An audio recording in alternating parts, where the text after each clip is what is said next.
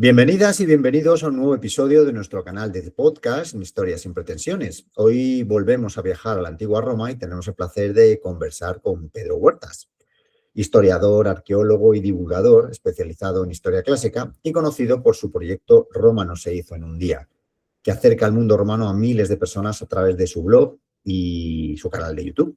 Hola Pedro, gracias por compartir con nosotros tu experiencia y conocimiento de aquella Roma clásica. Hola y muchas gracias por aguantarme durante el tiempo que dure esta conversación. Acabamos de empezar. Bueno, Pedro es autor de este fantástico libro, Roma Sangrienta. Bueno, este es el último porque tiene otros, en el que nos sumerge en el lado más oscuro del imperio, ¿no? Asesinatos, conspiraciones, venganzas, ejecuciones y crímenes que marcaron una civilización que, aunque admirada por su derecho, su ingeniería y su cultura, también estuvo profundamente atravesada por la violencia. Y luego también hablaremos de la idealización del mundo romano, ¿no? Que es muy típico también. Pues bueno, hoy hablaremos con él sobre cómo se vivía y se ejercía la violencia en la antigua Roma, qué nos dicen esos crímenes sobre aquella sociedad y por qué 2000 años después seguimos fascinados por esas historias. Pero Pedro, antes me es imposible no empezar preguntándote por Roma no se hizo en un día. ¿Cómo nació la idea de crear un blog y además luego un canal de YouTube? Hostia, tengo que remontarme a 2009, 2010, por ahí. A ver, cachondo, yo tengo 61 años, o sea, que 2009 o 2000 para mí está ahí a la vuelta de la esquina. Claro, pasa que yo ya Como es que pasé los los jóvenes empezáis ahí un 40, poco más, pero vamos, no, pasé los 40 hace un par de añicos, entonces ya estoy en plan de, hostia, ya la veo venir, ¿sabes? Ya. Entonces, no, lo que hacía era, por aquel entonces yo estaba mezclando, acabé la carrera, empecé a dirigir excavaciones, trabajar por toda la región de Murcia, en arqueología, porque cuando tú trabajas en arqueología puedes estar un día aquí, mañana en Sebastopol, ¿vale?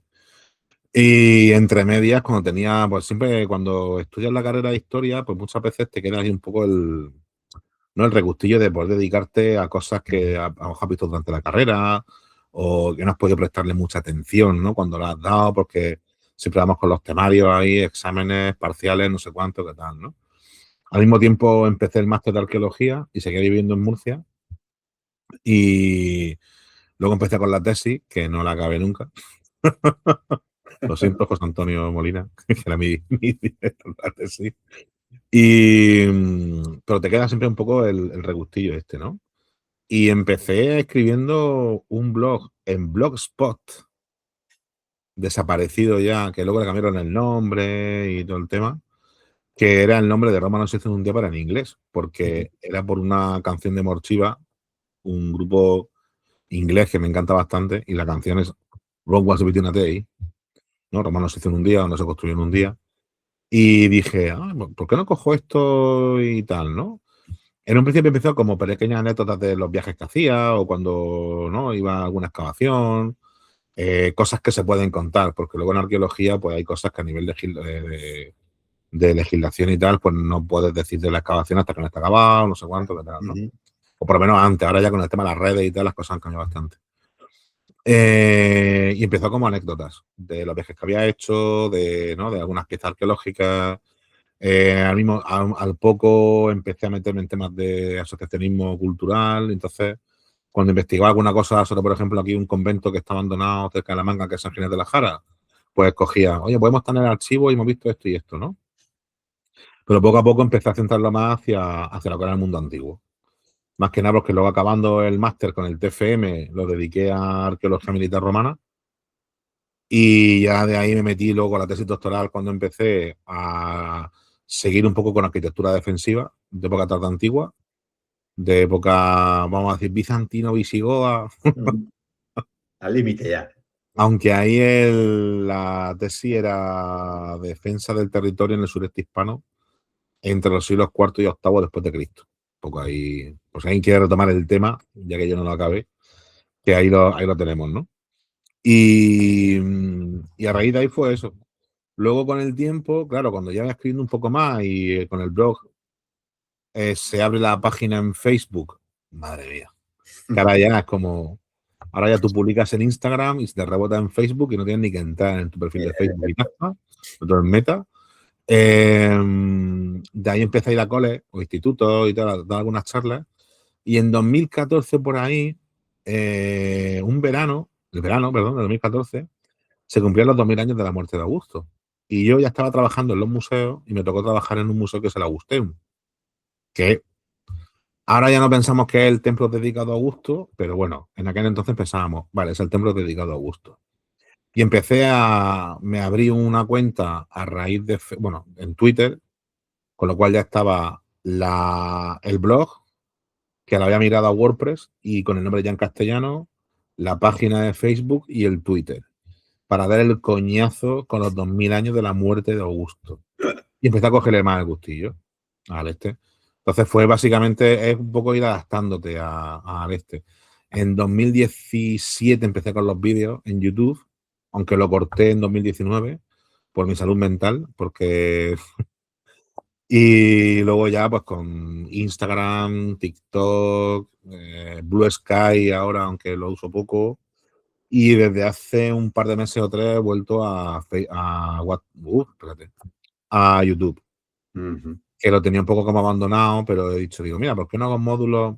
Claro, cuando ya hacía vídeos en YouTube en un principio, que lo hacía más seguido, a lo mejor hacía un par al mes o por ahí, yo siempre intentaba hacer vídeos cortos, 5 minutos como mucho. Algunos sí que se me iba a 10 minutos por ahí, por la atención que te gasta la gente. Porque cuando tú estás hablando en un sitio, además lo veo cuando trabajo en el museo con los chavales y las chavalas, ¿no? De instituto, cole y tal. Pero luego sí hay gente que le gusta más los vídeos largos o los podcasts, como ahora, ¿no? Y tal. Pero sí que empezaba a adaptarlo a 5 minutos, 3 minutos, 4 y tal, ¿no? Pero llegó un momento en el que dije, digo, tengo que stop. Probé los directos en Twitch y llegué a monetizar Twitch, pero lo mismo. Es una plataforma que te obliga un montón a estar mucho tiempo delante de la pantalla. Y yo pensé en un momento, me gustaría tener vida. Entonces sí que soy activo en redes y tal. Hay gente que me ha criticado por ser poco activo en redes sociales. Joder, ya, aquí la Y cosa yo es que tengo una cosa que se llama vida, ¿sabes? Que trabajo, yo qué sé, me gusta tomarme un vinico con mis colegas de vez en cuando. Perdona por tener tiempo libre. y no dedicarlo a vosotros. ¿No? Y que luego, por ejemplo, si yo no me voy de viaje al Muro de Adriano, ¿cómo te creo contenido sobre el Muro de Adriano? Porque a mí me gusta, por ejemplo, cuando creo contenido de cosas, haber estado por lo menos en el sitio, o si no he estado, leer bastante sobre el tema para poder decirte un poco el tema, ¿no? Pero eso, básicamente empezó como un blog, que poco a poco pues se fue abriendo, claro, el blog.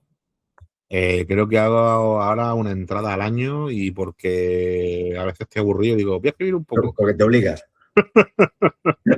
Pero bueno, la base del blog me ha servido bastante porque luego, por ejemplo, empezaron a llegar que si la gente de Descubrir la Historia, que era una revista que había, que salía bimensual en kiosco, que lo llevaban unos colegas Álvaro y tal, de Cádiz, con consejo asesor de gente de varias universidades y tal, pero que era divulgativa y fue la primera gente que me dio una oportunidad de escribir para algo que no fuera un blog, sino que era algo ya tipo revista, tal.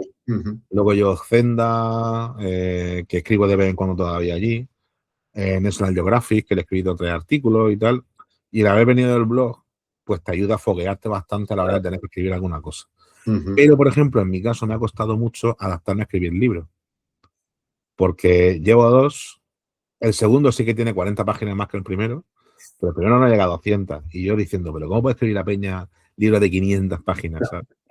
Como que te enrollas, ¿no? Te enrollas. Que lo hay y tal, ¿no? Pero ese escalón se me cuesta. No, pues en redes sociales, lo has dicho tú, eres muy activo, pero además luego tienes mucha vis cómica, o sea, vídeos para enganchar, pero el rigor histórico no lo pierdes, es mítico ya el One More Day, One More Coffee. Y, hombre, lo del rigor histórico pues es lo más relevante, porque claro, o sea, para decir tonterías en redes sociales vale cualquiera, o sea, pero por lo menos cuentas cosas bueno, pues que aprendes, ¿no? Con ellas, ¿no? Oye, has hablado de, bueno, eres guía en Cartagena, Ahí haces guías para adultos, haces guías para chavales, tienes las redes sociales. ¿Notas diferencia en todos los segmentos, incluso en los lectores que interactúan contigo de tus libros? Hostia, a ver, claro, obviamente por la edad siempre te tal. Pero realmente nosotros intentamos, cuando trabajas en un museo, o creo que lo que tenemos que intentar de tratar es como hacer algún tipo de visita sin perder el rigor histórico, pero que la entienda una niña de 8 años y una señora de 80. Uh-huh. Obviamente, nadie nos ha enseñado, hay que tener en cuenta, por ejemplo, a la hora de los chavales, el tema de los cursos, cómo va, qué es lo que se da de sociales o de historia o de geografía en cada curso de primaria y secundaria para adaptar la visita. Porque, por ejemplo, a lo mejor hasta los cuartos de primaria que nos dan, por ejemplo, en las líneas cronológicas, no tienen a lo mejor muy claro cómo son los siglos y tal. Entonces, que tú a una cría o a un crío de segundo de primaria le digas el 14 de julio de 1789 se proclamó la Revolución Francesa, no lo va a entender. ¿Vale? ¿Por qué? Porque nadie nos ha enseñado. Si es que es así. Claro, no. Es básico. Y cada curso pues va metiendo alguna cosita más, ¿no? O se dedican algún trimestre, alguna etapa, a alguna época histórica en concreto o alguna cultura en concreto, ¿no?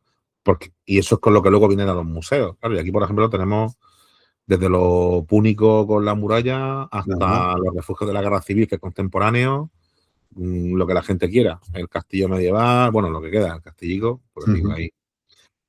Modernismo, Borbones, romano y, ¿no? y todo lo que la gente quiera. Pero desde lo público para arriba. Ya antes hay alguna cosita ibera por ahí atestiguar, pero tampoco es mucho. Entonces, claro, hay que condensar la información. Claro, siempre va a haber gente para la que lo que estás contando se quede corto. Va a Bueno, haber gente para lo que estás contando se le quede muy largo.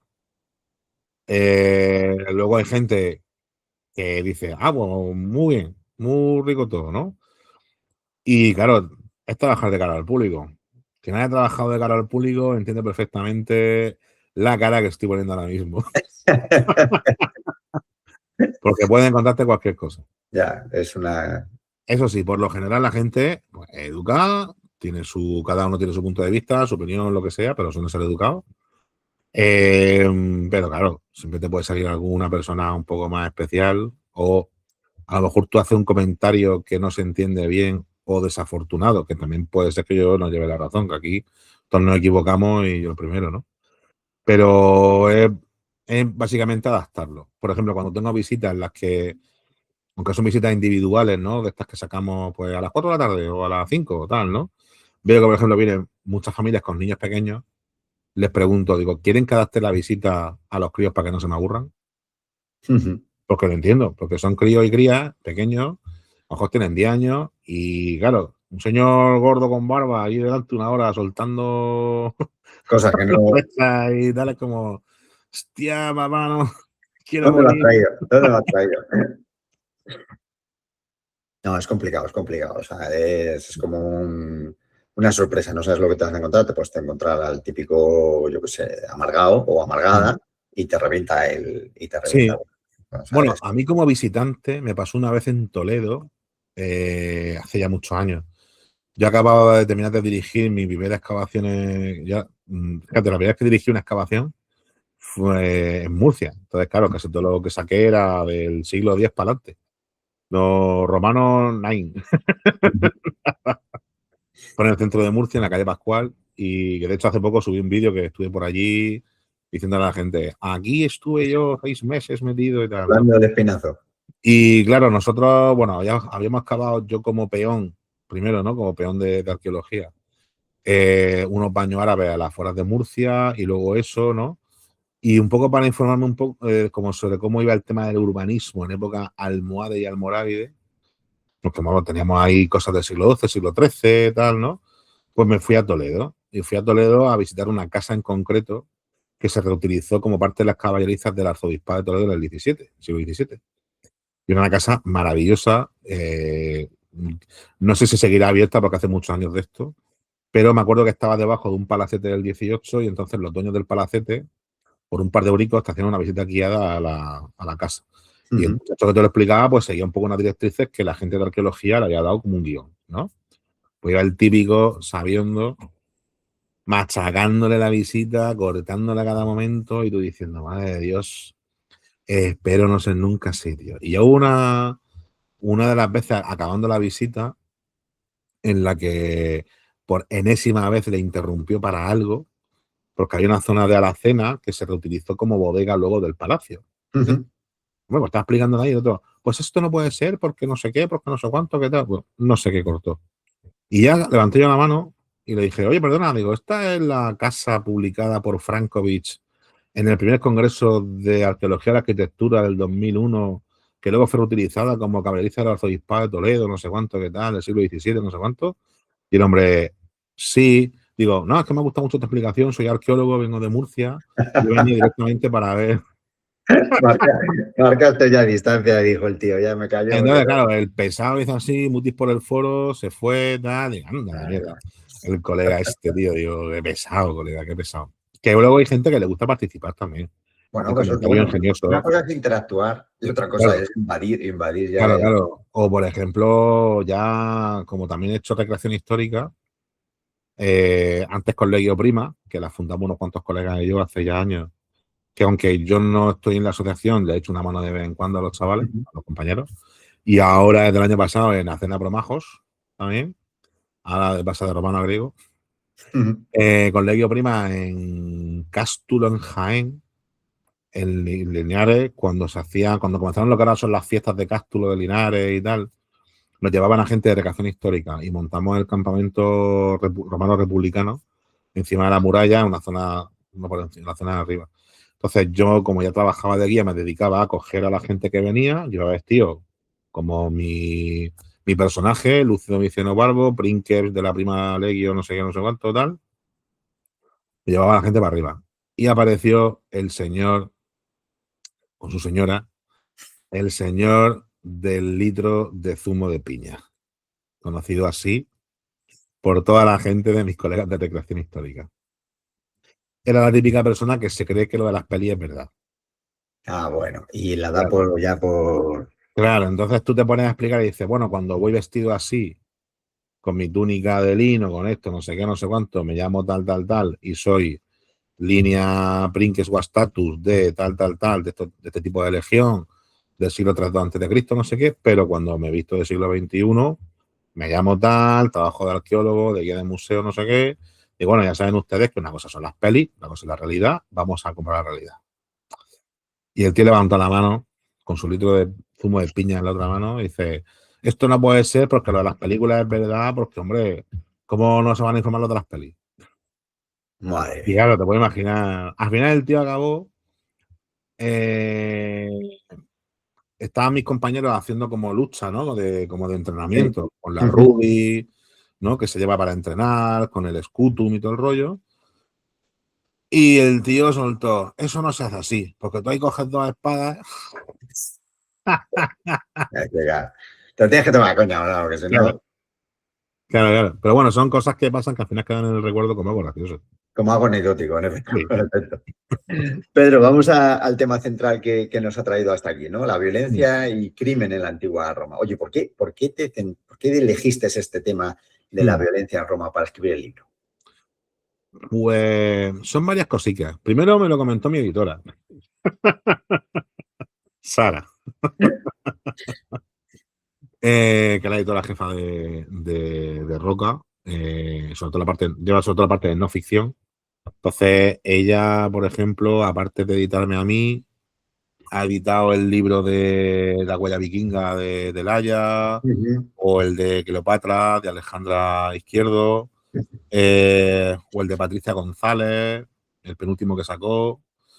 Entonces, pues bueno, está cogiendo ahí a gente de divulgación y ahora, por ejemplo, Iván saca libro en marzo con nosotros también, ¿vale? Entonces, pues bueno, estamos ahí que anunció el otro día en redes. Pero siempre son historias que se te van quedando un poco en el tintero, en el recuerdo, de cuando te pones a escribir en un blog. Entonces, no sé si a ti te ha pasado cuando vas a publicar algo que te deja muchas anotaciones de, bueno, esto lo dejo aquí para cuando otra publicación ya me pongo y busco y no sé Porque qué. vinieron a cabo, claro. Y nunca lo buscamos. Pero yo tenía apuntado varios temas, porque, por ejemplo, a mí me dejó muy impactado cuando estuve en Valencia. Bueno, en la Almoina. En Valencia estoy muchas veces porque tengo familia por allí, pero en la Almoina concretamente, de las veces que he ido, el tema de los legionarios descuartizados y tal, que es un capítulo del libro, ¿no? Con las excavaciones hay dos fases de excavación, una a finales de los 80 y otra en torno a 2001, 2002, por ahí, ya cuando se fue a abrir el museo, ¿no? Y entonces me dijo ella, oye, ¿tienes tú algo por ahí de esto de asesinatos y tal, ¿no? Para mezclar un poco lo que es historia de Roma real con asesinatos reales tipo True Crime, ¿no? Un poco así por el este. Y me puse a buscar, he intentado buscar cosas que no sean lo típico que sale siempre de Julio César. Si ya sé que le metido misterios Los puñeteros. emperadores. Claro. Entonces, he intentado también, por otro lado, bordear eso, el coger a gente de la sociedad romana, como por ejemplo en el capítulo dedicado a Egipto, al Egipto romano, Sí. Ujú. que ahí, por ejemplo, Alejandra, la que saca el libro de Cleopatra con nosotros, me echó una mano porque me pasó bibliografía, etcétera, ¿no? Sobre cómo es vivir en un barrio, en una ciudad romana, que tenemos la inmensa suerte de que se han conservado un montonazo de papiros egipcios y eso nos ayuda muy bien a reconstruir un poco cómo es la violencia en un barrio, ¿no? Puesto que mi barrio, un barrio normal, pero que tuvo ahí un bache en los Su 90. momento. Su momento. Como tanto Eh, barrio. Sí. de hecho o sea, la anécdota con la pistola de la introducción es verdad. O sea, no es una cosa que. De hecho, he omitido información demasiado específica de algunas otras cosas. Pero, pero sí, era por eso, un poco mezclar cómo es la sociedad romana a nivel violencia, pero cómo eso afecta a la gente normal. Ujú. Pues sí que he hablado de personajes importantes, porque al fin y al cabo, por desgracia, muchas veces cuando Es nos lo que ponemos más a leer queda. autores clásicos, claro, es lo que más es de lo que te queda. Porque los autores clásicos hablan de la gente importante, por Claro. desgracia. Al pueblo lo tratan un poco como, ¿no? Un poco así y tal. Que creo que es una cosa, aunque aquí a lo mejor me voy a ir un poco por tal, los autores rusos del 19, Dostoyevsky, Tolstoy y tal, ¿no? Que intentan retratar la sociedad de su época, ¿no? Esa peña me gusta mucho, o sea, me flipa. Ya hasta a mediados del 20 con Pasternak, ¿no? Que es el de Doctor Ujú. Zhivago y tal, ¿no? Porque creo que hacen unas novelas corales chulísimas en las que tratan o retratan su sociedad, la de su tiempo, o Cuento. incluso la de unas décadas anteriores, pero para un poco poner en contexto su tiempo de una manera brillante. A los hermanos Karamazov me lo he leído un par de veces o Ujú. tres, ¿no? Porque cuando no estoy escribiendo de romanos me gusta leer cosas de literatura de verdad, no lo que hago yo. ¿Sabes? Y un poco cogiendo, ¿no? ¿Cómo puede vivir esta gente hace 2000 y pico de años, o 1800 años, 1700 años y tal, ¿no? Entonces, claro, cuando te pones a ver, por ejemplo, el personaje de Herodes Ático, que por desgracia es protagonista de uno de los capítulos por lo mala persona que fue, ¿no? Pero tú dices, es que este señor le dio clase a Marco Aurelio. Y luego nos fijamos en cómo son los personajes y las personas, ¿no? Porque tenemos a Marco Aurelio como que es un emperador de lo más top del Imperio Romano, pero una de las personas que le dio clase es un señor que tiene varios asesinatos en su haber. Sí. Y además con una manera de ser, ¿no? Llámale, no sé, estos personajes, bueno, era mala persona, o sea, no, Siniestro. sí, muy siniestro, muy siniestro. Y con todo eso alrededor, ¿no? De un hijastro que se muere de manera sospechosa, las dos hijas de su liberto, que al mismo tiempo el liberto se había cargado por orden de su mujer embarazada de 8 meses, con una paliza. Hostia, es que estamos hablando incluso para época romana, o sea, que pasara lo que pasó con ese señor, que llegó a haber un juicio porque su cuñado le acusa de haber matado a su propia mujer, ¿no? Es como, hostia. Pero claro, estamos hablando de una persona gobernador provincial, Sí, profesor de sí, Marco con un Aurelio, a nivel, todo claro, a nivel, élite. es como las pelis estas de tarde en las que, ¿no? El gran personaje es una persona malísima, ¿no? Y súper grotesca, pero siempre se libra porque como tiene cuartos, es famoso y es rico, Está bien relacionado. claro, pues parece como que siempre no se escaquea de este, ¿no? Entonces, hostia, pues retratar esas cositas también. Tipo, cuando hablamos de violencia, bueno, el concepto de violencia que tenemos hoy en día es un concepto totalmente distinto al que había en Roma. O sea, no tenía nada que ver, estaba mucho más metido en la propia sociedad, ¿no? Y lo que decíamos antes, lo decía yo en la introducción, es que cuando pensamos en Roma, pues pensamos en derecho, orden, civilización, pero esta imagen es incompleta porque falta todo lo que hay por debajo, ¿no? Y aquí sí que podríamos hablar un poco de lo que hemos dicho antes, de la idealización del mundo romano. De hecho, tenemos autores o autoras como Emma Sauton, por ejemplo, que tiene la de Sangre en el Foro, que fue un libro, un ensayo bastante directo. Ella es muy directa escribiendo, tiene varias cosas traducidas al castellano, tiene la biografía de Agripina la Menor, que si no recuerdo mal, no sé si se la tradujo de Espertaferro, no sé. Luego tiene Sangre en el Foro, la historia de Roma en 21 mujeres y tal. Y es una persona muy directa con algún tipo de teorías que a lo mejor a mí pues no me pueden casar muy bien, pero por lo menos las defiende muy bien. Oye, y te puede, ¿no? Y a ti muy competente. O el libro Infamia, por ejemplo, que te habla de cómo concibe esta gente la justicia o hasta dónde se puede meter la justicia en la casa del romano. Y cómo eso hace que muchos crímenes o muchas cosas que pasan dentro de la casa no salgan. No salgan, porque como el paterfamilias es la persona que decide sobre todo lo que pasa en la casa, si yo soy paterfamilias y me cargo a mi hijo o a mi hija, pues como lo he hecho dentro de la casa, es mi territorio. Claro, ¿cómo ha cambiado eso hoy en día? Porque, bueno, por suerte. Porque, claro. Pues igual que la emprendía con los hijos, con la mujer, con los esclavos. Claro. Claro, por eso el Entonces, ideal claro, de aquel mundo muy claro, feliz. luego, a nivel mortandad, es que esta gente no tenía vacunas. Hola, antivacunas, ¿qué tal? Chicos. Vete por allí, date una vueltecita por Claro, allí. ¿por qué los antivacunas no se mueren? Porque los padres le vacunaron. Claro, claro, es que... Entonces, claro, la gente estaba rodeada de muerte porque era muy fácil, o más fácil que ahora.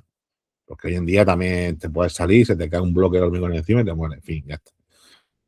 Pero en aquel entonces era como, es que yo he sido madre de 6 hijos e hijas y solo me sobreviven 2. Porque antes de los 10 años de edad se me han muerto 4. Claro. Sí, ya está, ¿no? Eso hace, eso lo pongo en el libro, que la gente a veces se inclina a pensar que esta gente tenía menos sentimientos que nosotros porque se le moría mucha gente alrededor, cosa que es mentira, porque nada más que hay que acercarse a epígrafes para ver un poco lo que unos padres pueden querer a una hija que se ha muerto con 8 o 9 años porque había un caso de un señor egipcio al que le meten una paliza porque va a quejarse de que le han robado un cerdo a la nieta, no sé cuánto, qué tal. Y hay unos soldados que le meten una paliza y él dice, oye, es que no, va a ir al pretorio y le dice, oye, que los soldados estos me meten una paliza y yo soy funcionario imperial. ¿Sabes? Pero sí, viven en ese entorno. Luego al caer la noche, como no hay luz en la calle, pues que te pillen confesado por ahí en medio. Sí que en época de Augusto Tiberio se pone el tema de los vigiles en la ciudad de Roma, que es una mezcla entre bomberos, policía local, ¿no? Un poco para las calles y tal, que en italiano da vigili del fuoco, ¿no? Que es bombero. Sí. Pero tuvo que ser un entorno muy duro, muy duro. Y lo idealizamos demasiado. Ponemos un ejemplo muy, muy curioso de idealización del mundo romano y el tema de las termas. Porque muchas veces, claro, las termas romanas, baños públicos, la hostia. Sí, está muy bien, está muy bien. Pero es que muchas veces esos baños públicos no tienen una canalización que vaya llevando el agua a las diferentes piscinas, con lo cual, si los esclavos cambian el agua a la piscina cada 7 o 8 días, Pues, cuando se lleve 4 o 5 días metido y se metan 200, cuando llegues tú al quinto día, como higiene fantástica. claro, claro, que sí hay sitios que tienen canalizaciones, ojo, ¿eh? No estoy diciendo que no lo hubiera en ningún lado, ¿eh? Sí que hay piscinas con canalizaciones o termas privadas en algunas villas romanas con canalizaciones y tal, ¿no? Por ejemplo, aquí en Cartagena, en el Foro, tenemos una piscina, tenemos unas termas romanas en las del barrio del Foro, que son... Ahí tú tienes la piscina de agua estancada, del agua fría, Claro. y tú dices, oye, ¿cuánto hace que cambiaste el agua a piscina fría? No, 5 días. Bueno, pues vendré dentro de 2, ¿eh? Ya no está tan fría. No, no me conviene tanto, ¿eh? No, Claro. tal, ¿no? Pero sí, realizamos bastante. Luego, por ejemplo, parece que toda ciudad tiene que tener un gran acueducto, que tal. Pues hay muchas veces que no te hace falta y que con algunas hendiduras, ¿no? Desde algunos barrancos con escorrentías de agua y tal, te llegan. Otras veces sí que lo hace. O hay otras veces que lo hace únicamente por fardar. Entonces, creo recordar el caso. ¡Buah! Es que esto se me va. Hay un caso de. ¿Cómo era? Creo que lo nombra Valerio Máximo en Dichos y Hechos Memorables. No recuerdo exactamente el político que en época republicana, durante su consulado, ordenó que se iniciara una obra pública que era un acueducto que casualmente pasaba cerca de su villa de campo. Cuando acabó su cargo público, le obligaron a devolver el dinero. Bueno, pues ya está, ¿no? Entonces, pues bueno, sí que son cosas que han pasado siempre. Y sigue pasando, La verdad es que desgraciadamente, sí, la ¿no? verdad es que sí. Oye, ¿qué tipo de crímenes eran los más comunes en la antigua Roma? Pues para empezar, partimos de la base de que los protagonistas de la fundación, Rómulo y Remo, acabaron como acabaron. Que Sí, eso, yo creo, eso marca mucho, ¿no? O sea, bueno, y que luego arrastraron a las a ver, Sabinas, no sé, claro, es que aquí se ponen todos, se ponen muy exquisitos, pero luego, muy fino, muy fino. yo no, ahí leyendo cosillas para el libro, me acuerdo, lo que más, eso era el tema del robo, los robos, ¿no? Los robos entre vecinos, en el capítulo de Egipto lo trato, pero luego, por ejemplo, en Baelo Claudia, aquí en la provincia de Cádiz, hay una de Fixi, una maldición en plomo, que una señora ¿no? Le pide a la diosa para que le eche una maldición a la persona que le haya robado las sábanas de la casa, ¿no? Y más en seres que le han sustraído y el tema este, ¿no? Claro, como tú ahí, según su legislación, tú no te puedes meter en lo que pasa dentro de la casa, Ujú. habría incluso muchas cosas que nosotros hoy en día consideramos crímenes, que esta gente no, que esta gente diría, bueno, por lo que he estado diciendo antes, ¿no? Pero yo lo más curioso es el tema del robo. Me acuerdo que había una señora en Egipto que pilló al vecino haciendo un butrón en su casa para entrar a robarle y claro, fue a denunciarle. Desapariciones, hay una desaparición, hay un señor, también en Egipto, un papiro de una mujer que está poniendo una denuncia porque su marido ha desaparecido.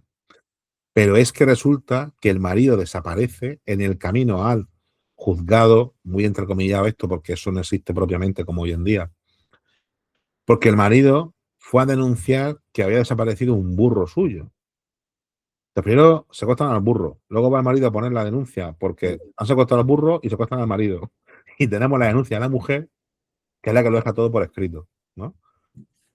Pero el tema de los robos yo creo que estaba más al día. A más pequeños hurtos y tal, ¿no? De estos que ahora se niega 300 euricos, no, nada, ¿eh? Ya. Oye, ¿podríamos hablar de, entre comillas, normalización de la violencia en la sociedad o eso es un poco exagerado? Ya cae también en un tópico radical. A ver, estás acostumbrado, pero no por eso no deja de sorprenderte. Ujú. Claro, porque es una cosa que comentábamos antes. Perder un ser querido, por ejemplo, porque había una niña, por ejemplo, creo no lo llegué a meter en el libro, una niña a la que matan porque le quieren robar una joya, una niña de 6 7 años. Y Ujú. se queda el epígrafe, ¿no? Que los padres le dedican a la cría porque le metieron una paliza hasta la muerte por robarle, ¿no? Claro, tú no estás preparado para eso. Pues tú puedes pensar que a tu hijo o a tu hija, en aquella época, me refiero, le puede dar una enfermedad que tú no conoces, que puede ser algo que para nosotros es algo muy normal, Sí. y se va, y se muere. Y ya está, ¿no? Entonces, lo sientes, pero es lo esperable. Ahora que de manera violenta alguien llegue, ¿no? Y se cargue a tu padre, a ti mismo, o a tu mujer, o a tu hijo, tu hija, ¿no? Eso siempre, porque además son cosas inesperadas. Yo creo que lo extrapolaría hoy en día, por ejemplo, a quien tiene una enfermedad degenerativa y tú lo vas a sufrir, obviamente, pero sabes a lo que te puedes llegar a exponer con eso, o una persona que muere en un accidente de tráfico. Claro, que es instantáneo. Claro, que es como, ¡pum!, ya no está, ¿no? Entonces, ese shock, hostia, es duro, ¿eh? Y te lo Sí, digo, lo que has con dicho accidente de causa, porque mi padre murió en un accidente de tráfico hace muchos antes. años, ¿vale? Entonces, no es lo mismo eso que tú tengas a tu abuela o a tu madre o a tu padre en una cama 3 años. Es diferente. Es Ya, ya. diferente. Obviamente, de más manera se sufre, ¿no? Pero es diferente. Lo has dicho tú antes, o sea, que hay una sensación de que Mm. porque había tantas muertes alrededor de una familia ya eran insensibles, cuando te vas a la epigrafía y pues ver ahí lápidas con los recuerdos de los padres y Mm. todo esto, ¿no? Y entiendo que el crimen, Mm. dependiendo de la clase social, pues sería tratado, juzgado, valorado por la sociedad de distinta forma. Hombre, como que de hecho dedico un capítulo al libro al asesinato de 200 esclavos porque uno se ha cargado a su dueño. En efecto. Y hay varios escritos de algunos autores diciendo, ten cuidado del esclavo, no sé qué, porque ¿no? Cuanto más te creas que estás cercano a ti tu esclavo, te puede pasar como a no sé quién, qué tal. Muchos de esos escritos a veces son tipo moralistas o moralinas que algunos ponen para que tú vayas con cuidado y tal, ¿no? Pero algo tiene que haber ahí también cuando están escribiendo con el este. Claro, que los esclavos, para esta gente no son personas, son animales de compañía, que puedes usar, abusar y no abusar de ellos y de ellas como te dé la gana, ¿no? Entonces, claro, hostia, es duro. Y luego, claro, si nos vamos a las sociedades, hoy en día se ve, cuanto más alto estás en la sociedad, más tienes que aparentar que sigues al dedillo con lo que se espera de ti. Eso no quiere decir que tú luego, eso lo estás haciendo de cara a la galería, y detrás seas el mayor cabrón de la historia de la humanidad.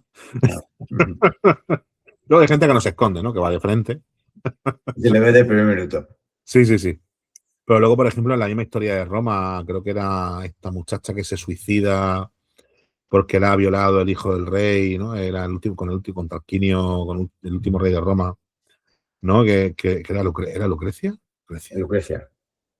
Entonces tú dices, o sea, vieron a la muchacha y luego además ella se suicida porque siente que ha defraudado a su familia. Y tú dices, Vamos a ¿qué ver. está pasando aquí, no? Vamos a ver que este concepto no. Eso, por ejemplo, Patricia lo trata bastante en su escrito. Y eso también tiene que ver un poco con el culpabilizar a la víctima cuando pasa algo, ¿no? Que hay veces que hay casos muy sonados de violaciones o de asesinatos y tal, y parece como que se va a culpar más a la víctima que al verdugo, ¿no? En este caso, ¿no? Entonces tú dices, tío, no es un accidente. O sea, hay una persona. Luego ya se puede, tú de esto sabes más que yo, pero luego ya tienes que dirimir si es un homicidio, si no, Es si un es asesinato. asesinato, porque si hay premeditación, no la hay, ¿no? Si es con alevosía o sin alevosía, o ha sido un arrebato, ¿no? O la muerte ha sido causa de un forcejeo, la persona se ha caído mal y se demuestra, pero cuando tú estás planificando el matar a alguien, es un asesinato. Aquí y hace 2000 años, lo que pasa es que, claro, allí eso se ve más a nivel público, es decir, si tú eres Julio César, te vas a la Galia y aniquilas a 250.000 de personas delante de todo Dios, ¿vale? ¿Qué ha pasado? Que eso pasó. ¿Qué pasó? ¿Qué pasó? Con un supete entero, pues vas a tener voces críticas. ¿Qué es lo que pasa? Que tú estás tratando un cargo político militar y tal, ¿no? Sí, sí. Pero si pasa en tu casa y te carga a un esclavo, no pasa nada, porque es un perro, para ellos, ¿vale? Es su mentalidad. Y luego yo creo que las cosas, conforme más bajo estás a nivel social, menos se tenía que ostentar o aparentar o tal, ¿no? Porque en el caso de las mujeres, por ejemplo, tenemos a señoras que son propietarias de X establecimientos, panadería, tintorería, no sé qué. Cuando teóricamente para un romano la mujer era un ser inferior que necesitaba tener una tutorización por parte del hombre. Es como lo veían ellos. Por eso Ujú. las mujeres no podían salir solas a la calle, por eso cuando te divorciabas, aunque te divorciabas, volvías a tu casa o tenías que irte con un hombre de tu familia para que te, ¿no? Para que te mantuviera. O sea, es que hay muchos recovecos por ahí en medio, ¿no? Y luego cada persona es un mundo, cada familia es un mundo. Y una cosa son las leyes que te pueden imponer, otra cosa como tú lo sientas luego, ¿no?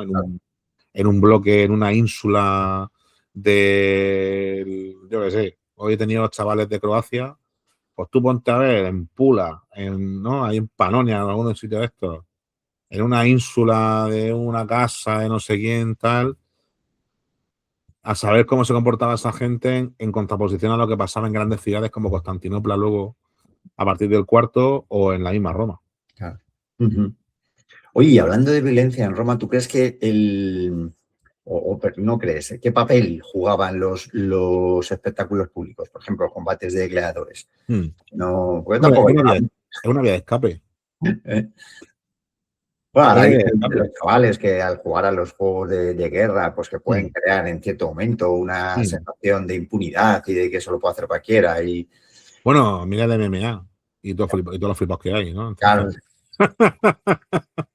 no puedo hablar mucho porque yo entré a Taekwondo por Coral Bistuer cuando ganó la medalla bueno, en la sí, Olimpiada del sí. 92. Pero bueno, se supone que las artes marciales son defensivas. Sí, sí, de hecho a nosotros no nos enseñaban a atacar, nos No, no, enseñaban a eso defendernos, nunca. ¿no? Pero sí que puede ser una válvula de escape, una vía de escape, ¿no? En plan de, joder, tengo los días factos y los nefastos, ¿no? Los nefastos son los que Sí, trabajo. Y estoy aquí, me puedo morir con 30 años, no sé qué, y de repente hay un combate de gladiadores, pues me voy a verlo. Sí es cierto que también hay mucho mito en torno a eso, porque no siempre se moría, eran claro, combates no, por claro. puntos, claro. Pero el regustillo ese que tiene la gente hoy en día viendo un combate de boxeo, o viendo un combate de Ejemplo. MMA, Ujú. o viendo cosillas así, pues es lo mismo que puede tener una persona con las apuestas también por ahí en medio, como de costumbre. A los romanos les gustaba mucho apostar, igual que hoy en día a la gente.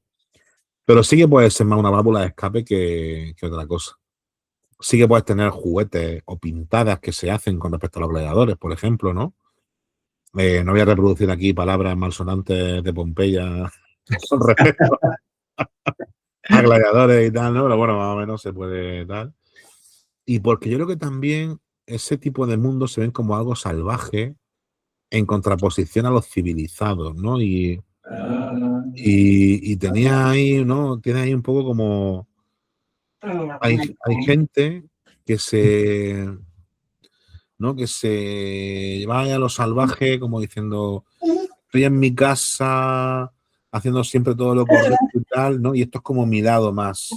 Voy a intentar buscar qué es lo que hay más allá, ¿no? Ya, ya. Esto es como el pijo que va de gángster, ¿no? Que lo tiene todo en la vida, en las típicas películas estas, ¿no? Tal, y va a meterse en el lado oscuro y al final se la lleva puesta. Es por Claro. ahí. Hay que, hay que saber moverse en el lado. En el Sí, lado. sabe que sabe moverse. Oye, ¿crees que el interés actual por el true crime conecta de algún modo con lo que ocurría allá en Roma? Pues no sé, ellos más que el true crime te ponen este tipo de historias muchas veces de mira lo que le pasó a esta persona, como algo más como moralista, ¿no? En plan de no hagas esto porque si haces esto te va a pasar como no sé quién, que ya lo hizo en época de X. Muchas veces esas cosas son falsas, son inventos para que la gente vaya leccionada, ¿no? Y se comporte como buenos ciudadanos y ciudadanas, ¿no? Entonces, no sé hasta qué punto ahí tal. También es cierto que el cotilleo no gusta a todo el mundo, ¿no? Entonces, claro, ahí ya sea. Entonces, el true crime a la gente le da muchas veces el poder acercarse a asuntos escabrosos, pero de una manera que no tienen que ver, no tienen que mirar directamente al asunto. Ya, Porque hay alguien muy bueno detrás que te lo está contando con pelos y señales, pero no te hace falta ver la realidad de, Sí, de tal. Sí es claro. cierto que se puede caer un poco en el disociar y no tratar a la gente que sufre un asesinato o un episodio violento como una víctima. Entonces se puede banalizar, ¿no? ¿no? Y llegar a esa banalización del ser humano que por desgracia hoy en día, por el tema del mercantilismo y de los rollos estos, pues se ve. Se cae con mucha frecuencia. Sí, y ya no solamente con los seres humanos, en las artes, por ejemplo, en la literatura, en la música, en la pintura, en el cine, tal, ¿no? En los últimos días he estado viendo varios vídeos de gente comentando lo de Cumbre por Rascosas. No he visto la película, Sí, es verdad, hay que darle a hay un... que verla, porque yo no, de la película no opino, porque no la he visto, no puedo opinar, ¿no? Hace un montón de años que vi la vieja, Sí, de claro, 18 o que 20 años. no debe tener nada que ver con esto. Me leí el libro en su día también, estaba ahí en el instituto, no entendí mucho porque tenía 16 años, ¿vale? Pero, por ejemplo, se ve, es decir, hoy en día se prima más la competición que el disfrutar. Es decir, a todos nos gusta disfrutar de, a quien le guste leer, leer, a quien le gusta la música, de un concierto, una peli, lo que sea. Yo diferencio entre producto y arte. Lo mismo que a nivel del true crime, hay que diferenciar a lo mejor entre gente que se le ocurra de verdad y que quiera hacerte ver qué es lo que ha pasado de verdad en un caso, y Ujú. gente que va únicamente por el hacer ahí, El ¿no? mundo. El tener views o el tener escucha o lo que sea, ¿no? Y lo hablaba con una compañera hoy, por ejemplo, del trabajo, grabando, así, hablando, perdón, de estas cositas, ¿no? Y lo hablo varias veces. Yo me puedo poner American Pie, que sé que no vale para nada la película, pero no quiero pensar. Lo mismo Ya, que tú te puedes leer una novela de estas que se pongan de moda cada X tiempo, como que parece como que han descubierto en América. Vamos a ver, con el Código Da Vinci hace 25 años ya pasó, sí, sí, sí. y salió el Código Da Vinci y todo el mundo se pensaba que sabía sobre la vida de Jesucristo porque se había leído el Código Da Vinci, y salieron 15.000 millones de libros alrededor del Código Da Vinci para tratar de arañar un poco el No, este. tío, sí. Claro, y ya se banalizaba un poco el tema ¿no? de todo esto, ¿no? Y luego vino la película, ¿no? Infierno, no sé cuánto, ¿no? Y luego vino la moda de Crepúsculo, luego vino la moda de Sí. 50 sombras, y entonces todo Una el mundo tenía tendencia. que hacer carátulas de libros en colores oscuros y tal, y hablar de no por para gente de mediana edad, yo qué sé, o sea, yo qué sé. Y hoy en día es la supuesta literatura fantástica, que tanto yo diferencia entre un producto que puede hacer que yo me lo pase bien a una obra de arte. Ujú. Es mi diferencia. Luego cada uno, No, no, y luego, totalmente. claro, muchas veces van opiniones, porque yo puedo opinar. A mí Tolkien me encanta, por ejemplo, la obra de Señor de los Anillos, y hay gente que me puede decir, pues yo no puedo con las novelas. Pues no pasa nada tampoco, No, no, claro que no. porque cada uno se lee lo que le da la gana. Otra cosa es leer únicamente una cosa, y leer únicamente lo que está de moda, y no querer abrirte a leer cosas nuevas. Yo antes lo he dicho, o sea, cuando yo no estoy leyendo de romanos para hacer cosas de romanos, me gusta leerme a gente que sabía escribir. Y la lástima es que no sé ruso, porque si no me leería a Dostoyevsky en ruso. Porque además la lengua vernácula es la que tú le estás sacando el jugo. Cuando te mola el tema de leer o de escribir y tal, tú ves las palabras reales que esa persona ha utilizado para describir lo que está haciendo. Claro. Ujú. Pues por suerte hablo inglés y de vez en cuando me leo algún librico en inglés o en italiano o tal, y lo notas y disfrutas con eso, porque ves y cuando te metes más en el texto, en la intrahistoria, cómo escribe, por qué escribe las cosas y tal, disfrutas con, Hombre, con eso, ¿no? Y, sí, las claro, traducciones muchas veces pues no se ajustan exactamente a... y no se cae en la banalización de la literatura o del cine o de la música. Y la música me gusta mucho y consumo mucha música y voy a muchos conciertos al cabo del año. Puedo ir a conciertos de música clásica o de rap, me da igual, pero lo ves. O sea, y el problema es pues que se mercantiliza todo y que a los chavales nada más que le enseña lo que quiere enseñarle. En efecto. Y los críos y las crías, aunque tengan delante internet con un montonazo de información, Pues muchas veces no tienen las herramientas realmente para llegar a las cosas, ¿eh? Ujú. Que hay también falsas impresiones con eso. Y con el tema del true crime pasa lo mismo. Hay gente que se le ocurre un montón. Yo sigo mucho a Mimi XXL. Sí, puede ser, sí. Y algunos canales más, Ujú. que veo que hay gente que trata las cosas con respeto. Y que se le ocurra y que te buscan información y que tal, ¿no? Pero luego hay peña que es como, pues ya que lo hacen esto, venga, Ahora que- ya está. O te llegan grandes corporaciones y te dicen, no, voy a coger esto, lo voy a machacar, lo voy a modificar así y te lo pongo así. Y solo puedes ver esto porque es lo que yo te voy a mostrar en este rango. Y porque es lo que lo que vende en ese momento. Has hecho antes una no definición, pero sí una distinción entre lo que es el lector de verdad, ¿no? El lector es el que está acostumbrado a leer, el que está acostumbrado a leer de todo, que pueden gustar más unas cosas u otras, pero que tienes interés y tienes curiosidad por abrir ese segmento de la cultura, y luego está el lector, pues que sí, que lee, pero que lee siempre las mismas tipos de y de ahí no se sale porque no le gusta otra cosa. Claro, y no pasa nada porque no leas. O sea, no pasa No, nada. no. Voy a matizarlo mucho porque no es que no pase nada. No tienes que leer por obligación, porque alguien te diga, porque ellos sacan una red social a decirte, léete esto. Tienes que leer porque a ti te nazca el querer leer. Claro. Pero esa apetencia por las cosas se pierde cuando te bombardean con todo, con todas las noticias, todo el tal. No, hay mucha gente que te dice, no, yo es que no veo las noticias porque, claro, es que es todo el rato igual, es que no sé qué. Y por desgracia, para tener una mente crítica, tienes que verte todas las noticias de todos los canales, porque cada Todos uno los tiene, colores. Ujú. claro, que es una cosa que nos daban en segundo de carrera, la colación de fuentes. Tú tienes que leer, para entender un hecho histórico, tienes que leerte todo lo que hay alrededor de ese hecho histórico. Y aún así nunca llegarás a saber realmente lo que pasó, porque Claro. tienes visiones parciales, a veces una, dos, otras veces 10, 15, de una cosa que ha pasado. Y con el tema de la literatura está pasando eso. Yo lo veo porque me muevo por el TikTok y el Instagram. Y claro, y yo a veces recomiendo libros, pero yo cuando recomiendo un libro es porque me lo he leído y me ha molado. Claro. Claro. O sea, no voy a ponerme aquí, no, compra esto. No sé cómo está, pero Bueno, pero he oído que está bien. claro, o me la ha mandado la editorial y bueno, claro, las editoriales como Despertaferro, son colegas y tal, me mandan libros. Y muchas veces hago los vídeos y tal porque me mandan libros que son de Roma.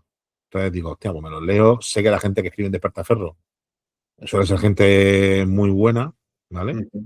Y da gusto, y da gusto. Hay otras veces que me han llegado libros de algunas otras editoriales que nunca he puesto por aquí. Ya. ¿Por qué? Pues porque no me ha acabado a mí de gustar. Hay algunos que no tienen ni correcciones hechas de estilo y tal. Y con eso no estoy diciendo que yo sea aquí premio Nobel de literatura, pero hay que tener un mínimo de tal. Y lo que pasa hoy en día es que se mata la curiosidad. Entonces, a veces nos preguntan qué fue antes el huevo o la gallina, qué fue antes, si que los chavales no tengan curiosidad por algo o que se les mate la curiosidad desde que. Y yo muchas veces pienso que se les mata la curiosidad, porque te enseñan a vivir rápido, a consumir mucho Corto y plazo. sin pensar lo que estás consumiendo. Y, y eso te mata realmente la curiosidad, porque cuando yo hago así y tengo una plataforma, 200 cosas de las que quiero, Ujú. lo difícil es elegir una. Y sé que cuando se me rompa, en puesto de arreglarla, voy a hacer así y voy a tener otras 200. Claro. Ujú. Y eso no es culpa mía. Y eso tiene su parte positiva y su parte negativa. La parte positiva es que tengo donde elegir a Te veces, facilita. Ujú. claro, a veces cosas. Lo que pasa es que hay veces que eso se transforma en un oligopolio o en un monopolio, con lo cual solo voy a ver esa página, solo voy a ver esa plataforma. Y además me van a hacer pensar que esa plataforma lo tiene todo, Ujú. o esa página lo tiene todo. Y con los libros pasa lo mismo. Te hacen que sigas 4 o 5 perfiles de gente que te fusila con tal.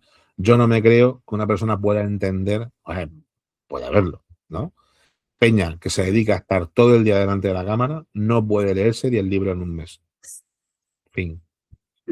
Lo siento mucho. Lo siento mucho. Yo soy muy lento leyendo, también es verdad, y tal, ¿no?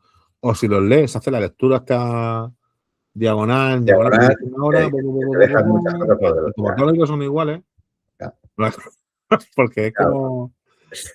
Es una cosa muy curiosa, cuando yo era pequeño, como acababa de caer el muro de Berlín, allá por el año 89, nos decían, es que el comunismo es malo porque todo el mundo se viste igual. ¿Habéis probado a salir por la calle ahora? Claro. El tema es cuando tú, para salirte un poco de esa moda, tienes que irte a rebuscar cosas porque no lo encuentras. O cuando se cogen a las tribus urbanas o las modas y se banalizan. Ujú. Porque también pasa. O Sí, sea, sí, sí. se Siempre. cogen movimientos sociales muy importantes, te los pilla una gran empresa o las grandes corporaciones, te cogen sus signos de identidad, que puede ser una prenda de ropa o puede ser un disco, Ujú. te lo banalizan hasta el mínimo para que eso pierda su sentido. Claro. Y eso también es peligroso. Con lo cual también te está matando la curiosidad de la gente por querer informarse de ese tema. El sentido crítico, o sea, tenemos Sí. que tener un sentido crítico que te haga, pues eso, abrir un poco las miras y ver lo que tú, para ti, es una cosa que te gusta, no te gusta, que prefieres, no Claro, sé. no Pero por pasa lo nada. menos, Claro que no pasa nada porque se consuma lo que se quiera consumir a nivel de cine, música, libros, lo que sea. Pero yo siempre pienso eso, que hay que distinguir entre qué es lo que me está metiendo por los ojos y qué es lo otro. Luego también es verdad que el lenguaje cambia y cuando tú haces una traducción, no es lo mismo leerte una traducción de un libro en los años 80 que ahora, porque claro, el lenguaje ha cambiado, la manera de expresarse ha cambiado y tal. Por ejemplo, había una persona que se quejaba de que no entendía cómo le borras cosas cuando es un libro reeditado en castellano del siglo XXI. O sea sí, sí. que tú dices, hostia, Hasta aquí hemos y llegado. eres una chavala de instituto. Ujú. Y a lo Sí, mejor todavía está en formación, que nos falta, cuando vamos al instituto, nos falta mucho vocabulario y todo el tema, ¿no? Y llevándolo a lo que es el true crime, yo creo que pasa lo mismo. Como va por modas también, pues luego salta la moda de otra cosa y entonces todo el mundo querrá hacer otra cosa. sí, sí, esas tendencias que Y, absorben a sí, la mayoría. y se quedarán dentro del true crime la gente que de verdad ha estado ahí desde el principio. Claro. Ujú. O que tal, ¿no? Porque en la divulgación lo vemos. Hay mucha gente que pega un pistoletazo, se piensa que esto es jauja, se coge 2 contratos, se va y al año y medio dice, oye, esta persona no se lo dejó porque tal. Cuando voy a algún instituto a dar alguna clase con Twitch, por ejemplo, yo lo llegué a monetizar y me lo dejé porque decía que a nivel psicológico no me conviene. No quiero Claro. tener vida, ¿no? Ujú. Pero los chavales, cuando Twitch estaba un poco más en lo suyo, que ahora ha bajado un poco, ¿no? Ya se ha pasado la moda del Twitch, ¿no? Claro, ahora aparecerá otra. Ahora otra Ujú. cosa. Decían los chavales de los institutos, digo, el 98% de las cuentas de Twitch duran menos de un mes.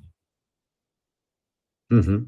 Porque a ti te dan la esperanza, tú te piensas que tú vas a ser X streamer en 2 meses. Claro. Y no. No, porque esa persona, uno de dos, o lleva mucho tiempo, con lo cual ya sabe cómo funciona ese mercado, sabe cómo funciona esa plataforma y sabe por dónde se puede meter, o dos, es rico. Y solo tiene que hacer. O ambas cosas, que son complementarias también, ¿no? Está bien, perfectamente. Oye, Pedro, volviendo a tu libro, hay una cosa que a mí me gusta mucho, lo hacéis algunos autores, pero no es lo más normal, Mm. es lo que yo llamo pequeñas píldoras históricas. O sea, tú estás leyendo el libro, Roma Sangrienta, y de pronto Mm. pues empiezas a hablar de, no sé, de cómo era el foro, de las guerras civiles, contextualizas la situación del Mm. ejército, del armamento, hablas del pilum, de Gladius, de los esclavos domésticos, yo qué sé, o sea, tocas de forma muy sutil, pero son pequeñas Mm. clases de historia, píldoras históricas, les llamo Mm. yo. Y eso me gusta porque, joder, yo me pongo de acuerdo, yo las conozco muchas, pero Mm. me pongo en el papel de lo que has dicho tú antes, ¿no? Gente que no está muy metida en esto y le contextualizas, o sea, pues guerras civiles, pues la gente no sabe que hubo las guerras civiles que hubo, ni quién contra quién, ni qué consecuencias Claro. tuvo, y lo haces de una forma amena y bastante fácil de entender. Eso me gusta mucho.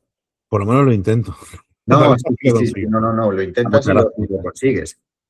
Y eso ya lo he visto Eh, en distintos autores, utilizar mm. esa pequeña técnica. Sí, porque es una manera en la que tú a la gente le creas el gusanillo Y como tú no pretendes crear cátedra con nada, tú dices, oye, pues mira, sabemos cómo, yo qué sé, en el capítulo de los legionarios descuartizados, Ujú. cómo se usa un pilum, Sí, sí. ¿no? Porque Está al bien, hacer excursión histórica y tener amigos que se dedican a arqueología experimental, pues hemos visto, ¿no? Cómo se hace un pilum, lo hemos fabricado, gente de recreación y tal, y, y luego dice, bueno, ¿cómo se usa esto? Porque, por ejemplo, en época romana republicana hay varios tipos de pilum, o de pila en plural.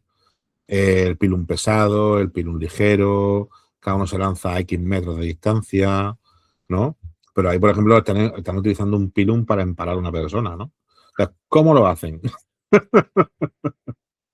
Y son una manerica un poco de que la gente tenga esa curiosidad por decir, pues mira, ahora me voy a leer, ¿sabes? Que a lo mejor no todo el mundo lo hace, pero si a alguna persona le da, como luego pongo bibliografía, que es Sí, importante y poner es bibliografía, importante. Sí, sí. y de hecho me gusta poner bibliografía que esté más o menos actualizada con respecto a lo que estoy escribiendo para que, claro, porque claro, tú puedes haberte leído un libro hace 20 años de una teoría de algo y en 20 años las cosas en Oh, ciencia, le han dado la vuelta. claro, o no, o a lo mejor, por ejemplo, me pasó no me acuerdo en qué capítulo era, que hablaba de una señora donatista que muere asesinada por Niceno, estamos hablando de dos, dos escuelas eclesiásticas cristianas, para entendernos, Económica. Ujú. que muere por una paliza y tal, y lo que encontré sobre el sitio en el que apareció, que es una ermita, una basílica en Argelia, es que solamente hay dos artículos escritos, en los 80 o en los 70 por ahí, o sea, ya está. Nunca más sé que existe, más sitio se puede visitar, está tal, pero no hay más información, por lo menos no encontré ni en árabe ni en francés, que más o menos el francés lo puedo leer, árabe no, solo sé palabrotas de colegas marroquíes que me han enseñado y colegas egipcios, pero ya está. Pero sí que intentamos muchas veces meterle el decir, mira, pues te estoy contando esto, pero bueno, es que esto viene de esto, o viene de aquí, o viene de no sé dónde, y qué tal, ¿no? Que aparte además nos vale como apoyo para que se entienda el contexto. Eso es. Ajá. No, no, está muy bien, está muy bien.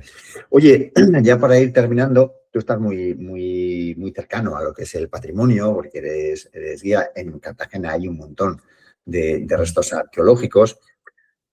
¿Se ha avanzado lo suficiente en materia de protección del patrimonio o seguimos siendo un país a la cola de... Hmm, Pues depende del día, porque sí es cierto, por ejemplo, hablando hace poco tiempo con una compañera, me decía, tío, es que he estado estudiando en Zaragoza, en Toledo, tal, y allí nos tienen en Cartagena, como que la gente de Cartagena como que se ha apostado por el patrimonio y tal, y es cierto, a la hora de recuperar el patrimonio se ha visto en parte como una inversión a futuro y en parte como algo a mercantilizar, pero bueno, ha servido para poner en valor pues, el teatro, el foro, la casa romana, etcétera, ¿no? Y sí que en algunos momentos se ve como que la sociedad está ya un poco más educada en el tema del patrimonio. Eh, y además luego ves, por ejemplo, lo que lleva pasando en el Louvre en los últimos meses. Creo que el último fue en febrero también, ¿no? Un par de veces te han entrado a robar y tal. Y tú dices, joder, es que esto en España tampoco pasa tanto. Hombre, a ver, siempre Claro, hay. son Me turros. dijo una vez una señora, siempre había ricos y pobres.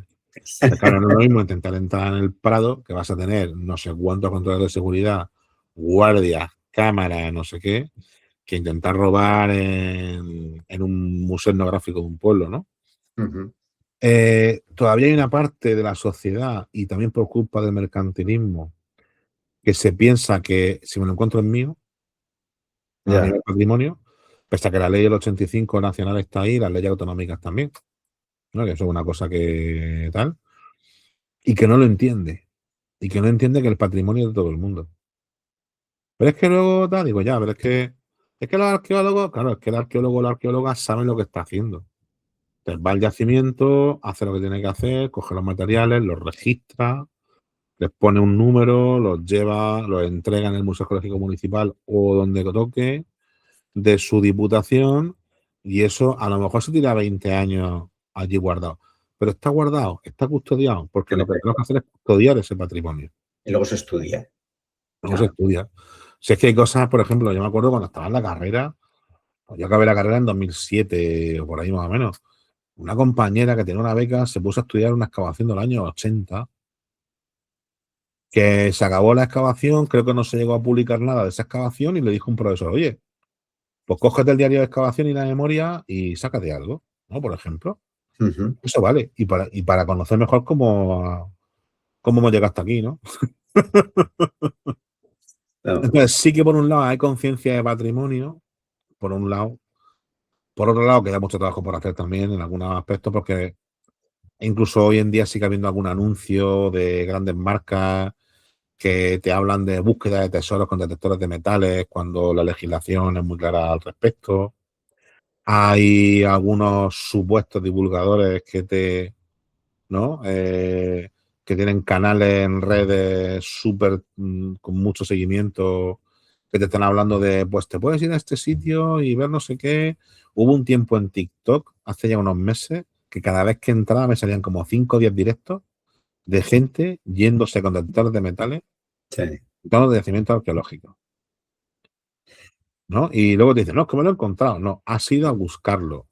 Pues claro, un encuentro fortuito no es que yo cojo un detector de metales y me voy con el ánimo de buscar algo a encontrarlo. Un encuentro fortuito es que yo un día iba con mis sobrinos por el campo, mi sobrina le metió una patada a una piedra y resultó ser un trozo de campaniense, que es un tipo de cerámica romana. Eso es fortuito. ¿Qué pasó de verdad? Estaba aquí por la carrera. Le regaló una cominola a la cría, coño. Digo, ¿qué manera más? Eso es fortuito. Que tú vayas a buscarlo no es fortuito. No, y sobre todo que te lo quedes, que Vale, luego lo luzcas en redes sociales como tu trofeo y tu... Claro, afortunadamente, por ejemplo, en la región de Murcia, desde hace bastantes años, hay una buena colaboración entre la universidad y la Guardia Civil, o sea, toda la gente del Seprona, que se llegó a hacer una exposición hace 4 o 5 años sobre el tema, de todo lo que se recuperó en los 2000. Y de hecho, cuando tú entrabas a la exposición, se hizo en el Museo Arqueológico Regional en Murcia, ahí en Alfonso X. Lo primero que tenía era como 5 o 7 detectores de metales ahí colgados, de los que le habían quitado a la gente. Claro. Pero también, cuando nos dedicamos a legislación patrimonial, también hay que tener o sea, la gente no sabe lo que se tiene que rayar la cabeza la gente del Seprona o de la Guardia Civil para poder detener a alguien, porque en patrimonio tienes que detener a la persona en el acto. Ya. Como tú, Cometiendo el delito. claro, como tú pares un Land Rover, lleve 5 detectores de metales dentro, pero tú no lo hayas visto, con el detector en mitad del yacimiento, no tienes caso. No. Porque eso ha pasado varias veces. De hecho, en la carrera teníamos una asignatura de patrimonio arqueológico en la que nos ponían ejemplos prácticos, ¿no? De mira, según la legislación o no, según el legislador. Y venía gente, luego con el Museo Arqueológico Regional hacíamos cursos con gente del Seprona. Entonces se le enseñaba cerámica a ellos para identificar, cuando ellos van por el campo, oye, qué es arqueológico, qué es piedra, qué no sé qué, qué no sé cuánto. Y a nosotros se nos enseñaba un poco, ¿no? La parte de, no, es que si no lo pillo de esta manera, no le puedo meter la denuncia porque no sé qué, es difícil, es difícil. Entonces, afortunadamente se ha avanzado. Aquí en Cartagena tuvimos mucha suerte en los 60, en el tardo franquismo, porque se juntaron 3 personajes muy importantes para la arqueología, que fueron Antonio Beltrán, que luego fue catedrático en Zaragoza, Julio Mas, que fue la persona que trajo la arqueología subacuática aquí a España, y gracias a él tenemos aquí el Museo Nacional de Arqueología Subacuática, el ARCUA, y Pedro San Martín, que era arquitecto municipal, ¿no? Oye, estas 3 personas se juntaron a finales de los 60 y dijeron, oye, vamos a hacer... Se creó la primera legislación de protección del casco antiguo, por ejemplo, de la ciudad. Estamos hablando del año 69-70. Se hicieron las primeras excavaciones más o menos regladas. La Casa de la Fortuna, que hoy en día se puede visitar, la primera parte la excavó Pedro San Martín. Ujú. que hizo catas también debajo de lo que la gente llama aquí la Catedral Vieja y sacó un mosaico romano. Yo qué sé, espérate, ¿qué más? Se hicieron las primeras catas en el anfiteatro romano en el 67 y en el 71, porque ya se sabía que el anfiteatro estaba allí, ¿no? Sí. Entonces, eso crea conciencia un poco en las ciudades del patrimonio, sobre que la gente un poco piense que esto es de todo el mundo. Vamos, cafre hay en todos sitios y para todos los gustos. Bueno, allí en Cartagena no sé si es el único caso en el finales del siglo XX, bueno, pues la recuperación del Mm, teatro en plena ciudad, porque eso tiene mucho mérito, porque sí, cuántas cosas habrán perdido en las ciudades por la sí. construcción y de pronto, yo hice la mili bueno, estuve un año solo, estuve un mes solo en Cartagena, Mm. en el año 90. Y esto me parece que empezó la excavación en Justo. lo que es en el 90, 91. 91, ¿no? Mm. Y me pareció algo tremendamente Claro, meritorio. tú saldrías de fiesta por el agua, En el aquella época tragaluz y todas estas cosas. lo del teatro no era prioritario. Entonces, claro, Que que, mi que en medio de hermana, la mi ciudad, hermana salió de fiesta por ahí también. en medio de la ciudad, que se consiguiera respetar y que, bueno, pues que la expansión de la construcción, que eso ha pasado en todos los sitios, poder resurgir el teatro me parece algo increíble, o sea, algo increíble. Y esto, bueno, pues hay que agradecérselo a la gente que se ha preocupado Sí. por Claro, no... allí lo que pasó, bueno, es un caso paralelo un poco al de Zaragoza. Pasa que el de Zaragoza apareció en los No sabía, 70. no sabía qué casos podía haber Mm. parecidos en pleno, bueno, Sí, finalización del siglo XX. sí, Zaragoza fue en el 72 cuando apareció, que iban a hacer una construcción de un edificio allí, no sé si de Ibercaja o alguna cosa así, se Ujú, encontró el teatro. Y en Cartagena fue que iban a hacer un edificio de tema de artesanía regional en la zona de Condesa Peralta y se encontró parte del escenario reutilizado y tal, ¿no? ujú. Y a raíz de ahí, yo me acuerdo, la primera vez que visité las obras del teatro fue en el 92. Yo tendría 9 años, 8 o 9 años con el cole, y todavía había una calle que ahora ya no existe, que llegaba a la puerta de la iglesia. Y entonces desde ahí tú te asomabas y veías los primeros escaloncicos de la grada, Sí, con todo reutilizado por ahí en medio y tal, ¿no? Y como se avanza bastante. Claro, en el teatro se invirtieron, pues sí, claro. ponte 16 años de trabajo, 17, porque se empezó en el 91 y se abrió en 2008, más o menos por ahí. Ujú. Yo tuve la oportunidad de hacer mis primeras prácticas de excavación allí. Estuve con ellos en 2004, en 2005 y en 2006. En 2004, veranito, julio, parte de agosto. Joder. Y sí, lo bueno es que como estaba la grúa puesta, a los pies de la grúa había un frigorífico Ah, bueno. y metíamos el agua en el congelador y ahí ya, bueno, se te apaga un poco la esta, ¿no? Pero sí que se apostó, se decidió apostar, porque claro, también veníamos también de los años 80 con la reconversión industrial, las grandes Claro, por eso. Ah, crisis. Sí que en Cartagena tenemos también Repsol, por ejemplo. Tenemos aquí sí. la refinería y tal, pero algunas de las grandes empresas con la reconversión se fueron a pique, Ujú. ¿no? Y claro, mucha masa de gente tal. ¿Qué hacemos, no? ¿Y qué tenemos de tal? La arqueología. Para adelante. En el teatro yo que se han llegado a invertir 35 millones de euros, ¿eh? Claro, muchas veces nos quejamos del poco cuidado con el patrimonio, pero es que hace falta mucha pasta. Sí. Tenemos tantas cosas que hace falta mucha pasta. Y De- bueno, imagina Italia o Claro, Grecia. claro, claro, claro. Es que dices, joder, todo pueblecito tiene su iglesia, a lo mejor románica, su iglesia no sé qué, y hace falta dinero. O sea, es que es una pena, es una Claro, pena. y que realmente el patrimonio y tal, claro, como siempre te sale a perder. A pérdida a nivel económica, me refiero, ¿vale? A pérdida económica. Pero lo que gana es de aquí, en la Claro, cabeza, en la cultura y la educación. en Y efecto. gente educada y formada crea gente crítica que puede hacer una sociedad mejor. Y eso se consigue con cosas como el cuidado del patrimonio y despertar un poco a la gente el instinto de leer, de formarse, de tal, tal, ¿no? Yo a los chavales a veces se lo digo, la mayor revolución que podéis hacer ahora es educaros. Porque si aprendes a leer, aprende a que no te engañen. Ya Que te comprende. pueden engañar de esta manera, ¿no? Sí, bueno.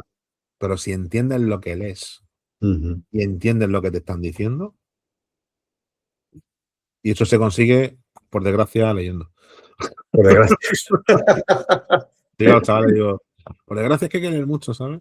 Pero sí que sí, se apostó por el patrimonio alto. Ahí ya, pues la gente, pues como Sebastián Ramallo, que es mi catedrático, que es lo suyo, y Elena Ruiz, que actualmente es la directora del teatro y tal, pues un poco los que cogen el testigo de, ¿no? La primera jornada, ¿no? De Ujú. esta gente, junto con los arqueólogos municipales, Miguel Martín Camino, que se ha jubilado hace poco y que fue de los que abrió el Museo Arqueológico Municipal, que lo tenemos aquí del año 82. Miguel Martínez Andreu también, que son gente, cada uno en su especialidad, porque Miguel Martínez Andreu es de prehistoria, Miguel Martín Camino es de púnicos, y luego ya un poco más tardíamente con la gente, con el foro, por ejemplo, que el foro fue un proyecto que se lleva mucho tiempo ahí y tal, porque, claro, las cosas de Palacio van despacio. El Ya. Museo del Foro lo abrimos en 2021, lleva 4 o 5 años, va a hacer 5 años en mayo que se abrió. Pero la primera excavación que se hace, que es por el molinete, es de los 70. Ujú. ¿Eh? En el 68 aparece el decumano máximo, que ahora mismo no está abierto. Pero bueno, lo tenemos enfrente del foro. En el 68 se abre al público. En los 80 se excavan las termas del foro. Pero, perdón, lo que se llamó las termas del foro, que son las termas del muelle, que están en el barrio del foro. La curia y parte del foro se excavaron entre el 99 y el 2004. Compartimos el museo con un centro médico para que tenga toda una utilidad dentro de lo que es el centro, Ujú. ¿no? Para que también convivan la ciudad moderna con la ciudad antigua, que Antigua. a la Ujú. ciudadanía y que al mismo tiempo haya cultura. Pues yo creo que en el foro se han gastado, si sumamos con lo que se ha hecho en el molinete de arriba, 10, 12 millones de euros, ¿eh? Claro. Ujú. Es dinero, ¿eh? Es dinero. Sí, sí, sí, sí, sí, es que estamos hablando de mucha Mm. pasta. Pedro, pues muchas gracias por ayudarnos a mirar más allá del mito y adentrarnos en la Roma más humana, más compleja y sí, también más sangrienta, pero es lo que tiene el tema. Roma sangrienta nos recuerda que detrás de las estatuas y los monumentos hubo personas reales con ambiciones, miedos, odios y pasiones que muchas veces pues, desembocaron en violencia, ¿no? Gracias por acercarnos esa historia con rigor y también con la capacidad de hacerla accesible y fascinante para el público actual y animarte en esta labor divulgadora tan importante que haces. Recordemos el one more coffee, one more day, ¿no? Al revés, one more day, one more coffee. Vamos de One More Coffee. Ojalá poder contar contigo en otra ocasión para seguir hablando de Roma o de etruscos, que también sé que te Ya, gusta y Trusco, que te, y que cuando haga te, falta. y que te fascina. Muchas gracias, Pedro. Oye, un placer haberte tenido aquí en el canal y hablarnos e ilustrarnos sobre todo lo que hemos hablado durante una hora larga. Nada, pues muchas gracias a ti y para adelante. Hasta la siguiente. Hasta la siguiente. Muy bien, muchas gracias, Pedro.